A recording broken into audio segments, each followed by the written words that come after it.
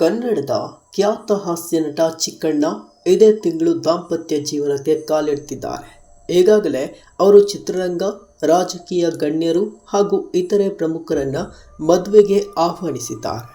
ಮಂಗಳವಾರ ಸುದ್ದಿಗೋಷ್ಠಿಯಲ್ಲಿ ಮಾತನಾಡಿರುವ ಅವರು, ತಮ್ಮನ್ನ ಹಾಸ್ಯ ನಟನಾಗಿ ಬೆಳೆಸಿ ಹೀರೋ ಆಗಿ ನೋಡ್ತಾ ಇರುವ ಅಭಿಮಾನಿಗಳಿಗೆ ಧನ್ಯವಾದ ಎಂದು ತಿಳಿಸಿದ್ದಾರೆ.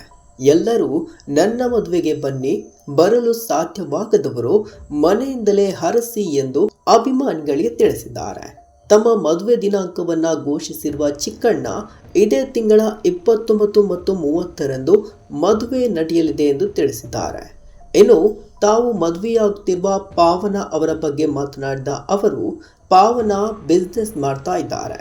ಅವರು ಸಿನಿಮಾ ಪ್ರೇಮಿಯಾಗಿದ್ದು ನನ್ನ ವೃತ್ತಿಯನ್ನ ಅರ್ಥ ಮಾಡಿಕೊಳ್ಳುವ ಹುಡುಗಿ, ಜೊತೆಗೆ ಪರಿಸರ ಪ್ರೇಮಿಯೂ ಹೌದು.